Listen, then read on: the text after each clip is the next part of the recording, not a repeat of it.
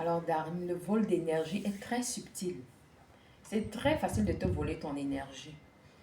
Quand tu commences à être de mauvaise humeur, quand tu commences à perdre patience, à être énervé, c'est un vol d'énergie.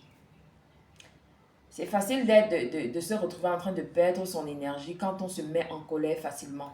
On se fâche contre les gens qui nous offensent, les gens qui nous énervent. Là, tu es en train de perdre ton énergie.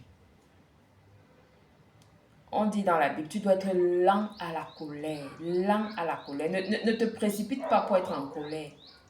C'est-à-dire, avant que tu ne te mettes en colère, là, prends le temps de réfléchir. Est-ce que ça en vaut la peine? Est-ce que je suis obligée de me mettre en colère? Est-ce que cette personne même là, qui veut m'énerver, est-ce qu'elle en vaut vraiment la peine? Tu dois te poser ces questions avant d'arriver à l'étape de la colère. L'étape où tu deviens... Ne cherche pas à te mettre en colère tout le temps. Parce que quelqu'un qui se met en colère tout le temps n'impressionne plus personne.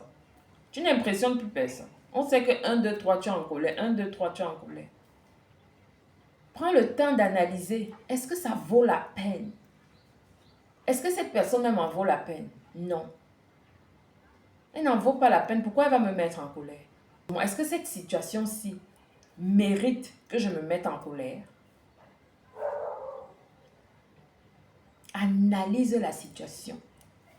Regarde les choses sous plusieurs angles et dis-toi, est-ce que ça mérite ma colère? Non, tu restes tranquille. Tu regardes la situation. Tu regardes la situation. Tu regardes la situation tranquillement. Tu observes, tu laisses même la situation prendre des proportions. Sois lent à la colère. Mais quand tu es en colère, tout le monde doit savoir que ici, si elle s'est mise en colère, si il s'est mis en colère, c'est que c'est fini. Oui.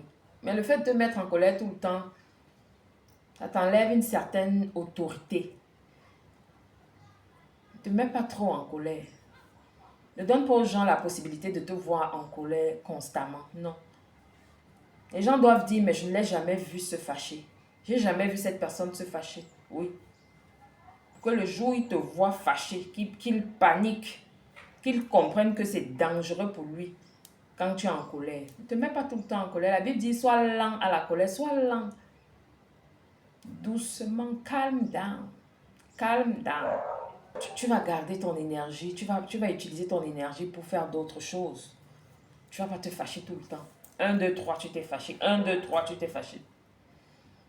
À un moment, tu n'impressionnes plus personne. C'est du déjà vu, ça devient du déjà vu. Tu n'as plus une certaine autorité, même avec tes enfants. Tu n'as plus une certaine autorité. On se dit, ah, on sait déjà comment il se fâche. Il va se fâcher là 2 minutes après, il va revenir. Sois lent à la colère.